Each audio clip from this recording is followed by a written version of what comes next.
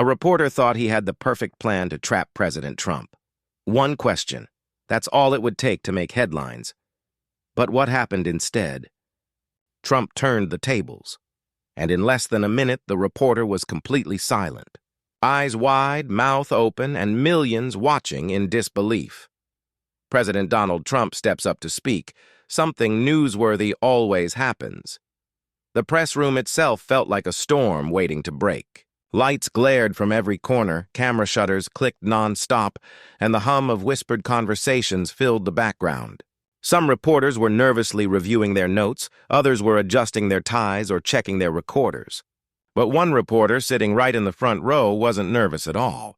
He was ready. This reporter had built a reputation for being sharp, bold, and sometimes even ruthless with his questions. His colleagues admired his confidence, while others quietly warned that he often pushed things too far. But today, he wasn't just looking for a soundbite. He wanted a moment. The kind of moment that would spread like wildfire online and put his name in every headline.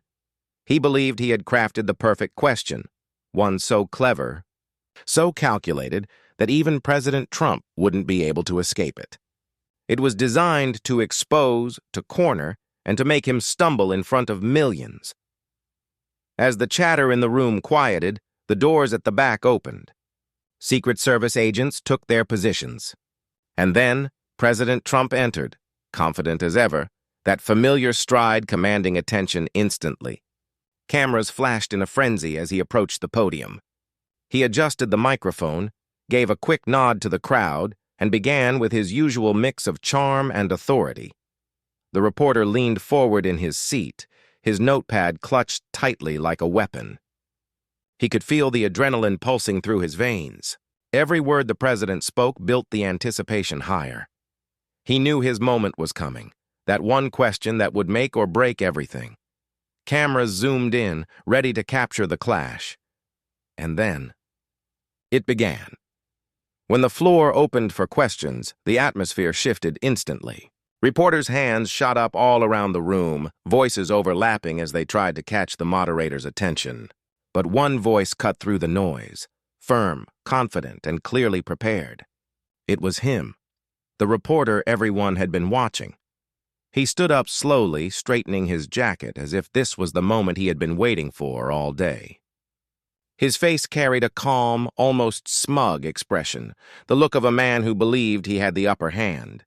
Cameras zoomed in, microphones tilted in his direction. With a polite nod, he began, his tone smooth and deliberate. "Mr. Trump," he said, "many people say your policies only benefit the wealthy. How do you respond to critics who claim you don't care about the average American?" A hush fell over the room. It was one of those questions that sounds fair, but everyone knew what it was really meant to do. It was a classic gotcha question, designed not to seek information but to provoke, to corner, to make the president slip up and give the media their headline. For a moment, the silence felt almost alive. You could hear the faint hum of the lights, the clicking of cameras freezing in place, and the shallow breaths of reporters waiting to see how Trump would handle it. Some were already smirking, ready to jot down the quote that would explode across every news network. But President Trump didn't fumble. He didn't snap. He didn't even blink. Instead, he turned his head toward the reporter, slowly and deliberately, locking eyes with that unmistakable Trump stare, the one that seemed to cut right through you. His expression didn't show anger or irritation, but something more controlled, more calculated. He adjusted the microphone slightly, leaned forward just enough to command the room's attention, and paused just long enough for the tension to build. Then, with a tone that carried a perfect mix of humor, confidence, and total command, he began his reply. That was the moment everyone realized this wasn't going to be the headline the reporter had imagined, because Trump was about to turn the question upside down. And the reporter had no idea what was coming next. Trump smirked slightly, then leaned into the microphone. The room went silent again, that kind of silence that hangs heavy, thick with anticipation. He let it stretch just long enough to make every person in that room focus only on him. "You know," he said finally, his voice steady but sharp, I always find it funny when reporters say that. A few reporters exchanged glances, unsure where he was going with it. Trump continued, his tone now firm but measured. Because I didn't run for the elite media. I didn't run for the big corporations. I ran for the people who actually work. The builders, the truckers, the police officers, the small business owners, the Americans who don't get invited to fancy news dinners. A ripple of laughter and applause rolled through the room. Even some of the camera crew couldn't help but grin. The moment was electric. Trump had just turned a criticism into a rallying cry. But he wasn't finished. He straightened his posture, pointed lightly toward the reporter, and added, "And by the way, you know who made more money last year? You, sitting right there, than half the families I talk about. Maybe you should ask yourself that question."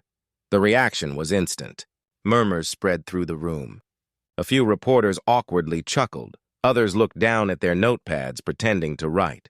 Cameras clicked non-stop as the reporter's confident smile vanished. His jaw tightened. He hadn't expected his own question to boomerang back at him so quickly and hit so hard. Trump leaned back slightly, scanning the room. "You say I don't care about the average American," he said, his tone now more personal, almost reflective. "I care so much that I left my business, my lifestyle, and I dealt with this." He motioned toward the line of reporters in front of him. "Every single day.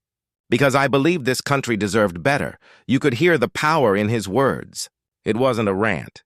It was precise, confident, and cutting. It wasn't just a defense. It was a counterattack, one that landed perfectly, leaving his critics scrambling and the reporter completely silent. The reporter tried to respond, his confidence suddenly slipping through his fingers like sand. "Well, sir, that's not what he began, but his voice cracked slightly. The words didn't carry the same strength as before. Before he could finish, Trump cut in, not angrily, but with the cool precision of someone completely in control. "No, no," Trump said smoothly, raising a hand slightly. "It is what you said. You asked a question that implies I don't care about Americans, when in reality we've had record job growth, energy independence, and families who can finally afford to live better lives." He paused for effect, scanning the crowd. "Those aren't my words," he continued, leaning closer to the mic. "Those are facts." The tone in his voice carried authority, not defensive, not boastful, just firm. It was the sound of someone who knew the numbers were on his side. By now, the entire atmosphere in the room had shifted. You could feel it. The once bold reporter, who had stepped forward moments ago with the goal of putting the president on the spot, was now visibly shaken. A few people in the back exchanged glances. Others sat frozen, eyes darting between Trump and the reporter like they were watching a heavyweight match where one fighter had clearly taken control. The reporter's face flushed slightly.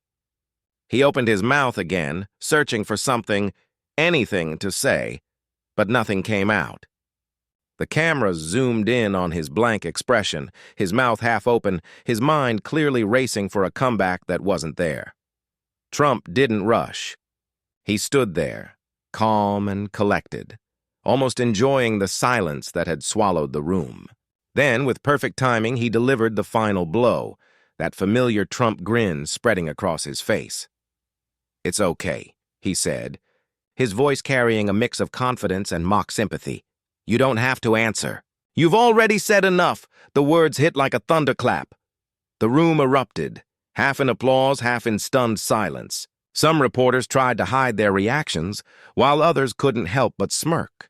The reporter slowly lowered his microphone, realizing in that instant that this was not the viral moment he had hoped for. He had walked in aiming to embarrass Trump, but now he was the one left speechless. Within hours, clips of the exchange began flooding every corner of social media. The moment spread like wildfire. Twitter, Facebook, YouTube, and TikTok were buzzing. Headlines popped up everywhere.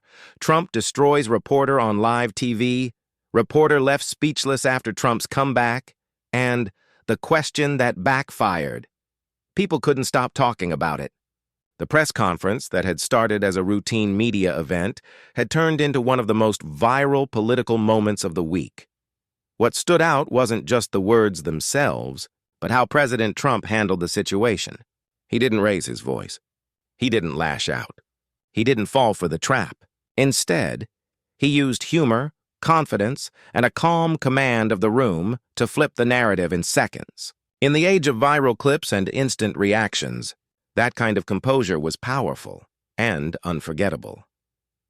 Supporters celebrated it as another example of Trump's signature toughness under pressure, while even some critics admitted that his delivery was sharp.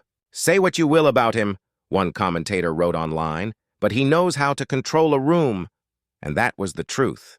Whether you agree with him or not, Trump had a unique ability to turn confrontation into theater, to make every tense exchange feel like part of a bigger show, where he was the director. Meanwhile, the reporter, once so confident and sure of his moment, found himself at the center of a completely different kind of story. His question was forgotten, but his silence, that single frozen expression caught on camera, became the clip replayed millions of times.